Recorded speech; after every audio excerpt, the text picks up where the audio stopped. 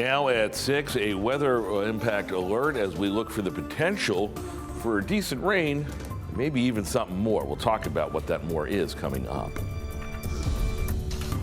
A tragedy with a Connecticut connection. I'm Matt Karen reporting in Simsbury how the International Skating Center of Connecticut is remembering the victims of the D.C. plane crash.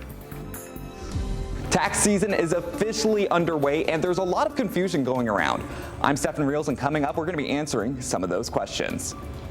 Fox 61, Connecticut's news station, starts with a weather impact alert.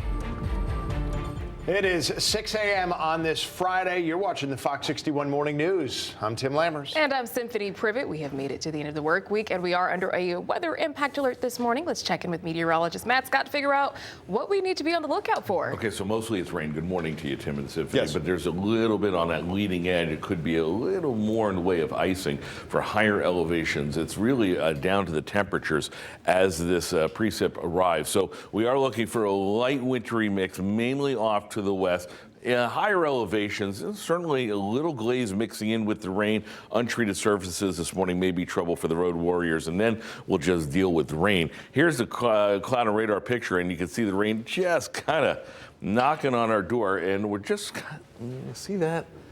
And not much, but it's all it takes. That's why we're watching the leading edge. Little light rain down in lower Fairfield County, 95 and Merritt Parkway. Road warriors stand by for that. There's a lot more off towards the north and the west, at least in terms of the Catskills, northeastern Pennsylvania, where the temperatures are a little lower. They're having a little more in the way of problems. Winter weather advisory for the Litchfield Hills, northern parts of New Haven and Fairfield County. That goes through the morning rush as, again, most of this is going to be rain.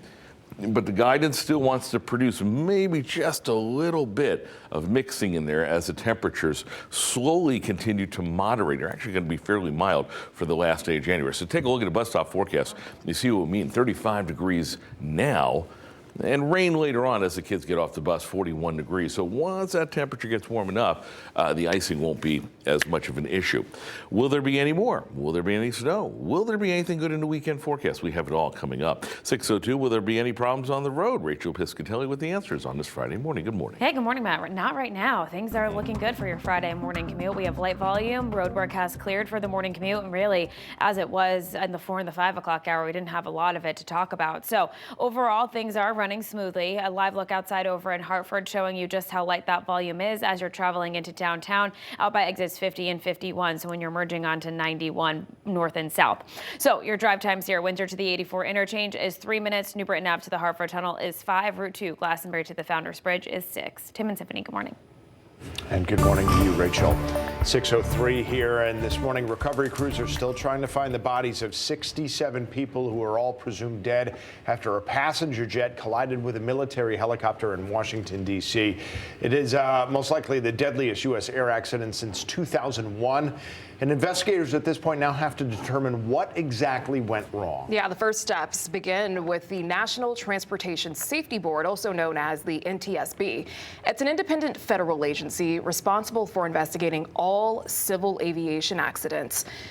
It'll look into different areas connected to the crash. This includes flight history, crew member duties, and the maintenance history of the plane and helicopter. And while the NTSB didn't say how long its investigation will take, it could take between 1 to 2 years to complete. A preliminary report is typically released within a few weeks of a crash. Investigators have successfully recovered the flight data and cockpit voice recorders from the American Airlines flight. Those are known as the black boxes. Right now, NTSB crews are examining them at a lab. That data is expected to help investigators determine the airplane's speed and altitude leading up to the crash.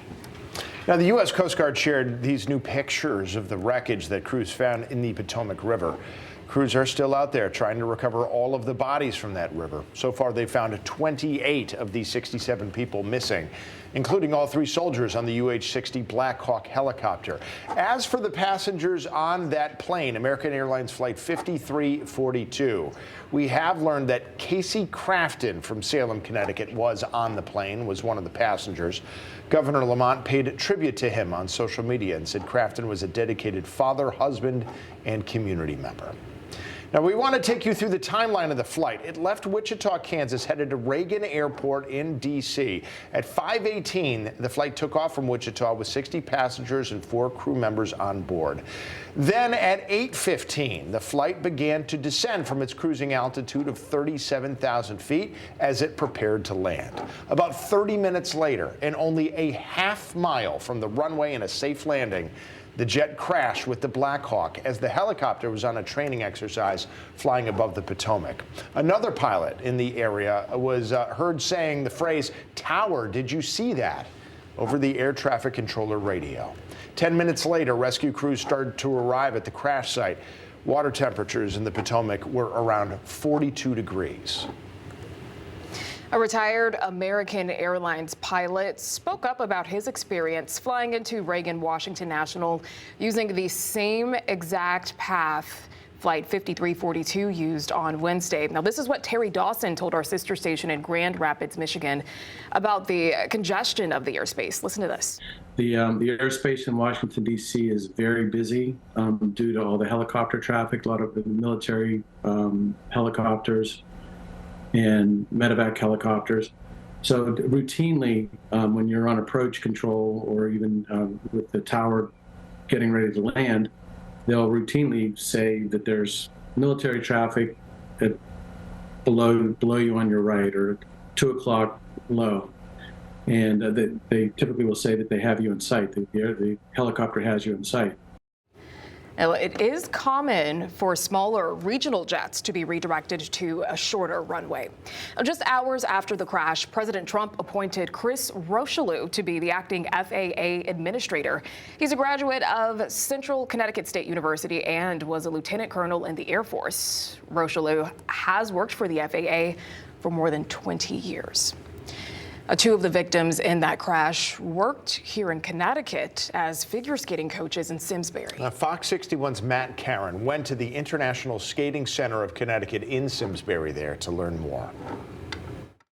For decades, the International Skating Center here in Simsbury has been a training ground for figure skaters famous across the globe, athletes who have even taken their talents to the Olympics. They're a close-knit community on this day gripped with grief. Horrific tragedy.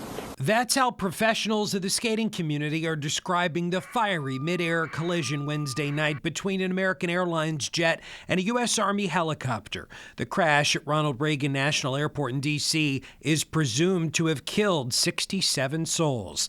Exactly what happened is still unclear. We need to take our time to make sure it is accurate. That's best for you. That's important for the families. It's important for legislators who are seeking answers to try to figure out what they're going to do about this. And so it will take time. We do have a lot of information, but we need some time to verify that. Among those aboard, professional figure skaters, their families, and their coaches. This will have long-reaching impacts for our skating community. Coaches like Evgenia Shishkova and Vadim Naumov. The 2 coaches, Evgenia Shishkova and Vadim Naumov, top coaches. They were the 1994 World Pair Champions, and they came to us in 2017. Prior to their time at the Skating Club of Boston, the pair was well known inside the International Skating Center of Connecticut in Simsbury. Owner Kelly Beckinsale didn't want to go on camera, but sent Fox 61 a statement that reads in part, "We are heartbroken by the tragedy that has impacted our skating community. The community is small, yet incredibly strong. Our hearts are broken as we process this devastating loss and uncertainty surrounding those involved in the tragedy. Many of those aboard were not only training partners, fellow coaches and colleagues, but also dear friends and members of our extended skating family." The ISCC allowed Fox 61 inside to get video of their facility, home to both an Olympic and NHL-sized ice rink. On this day of grief, the Simsbury police stopped by with comfort dog Clifton. Good boy. Hi, good boy. Hello. Hello, good boy. I did speak with the owners of the International Skating Center off camera. They told me they're still working to gather more information about exactly what happened and wrap their head around this tragic event. they would be willing to share more remembrances in the days ahead. Reporting in Simsbury, Matt Caron, Fox 61. We are closely watching the latest developments coming out of D.C. Catch all the breaking developments on FOX61.com, the free Fox 61 News app, and streaming anytime on Fox 61 Plus.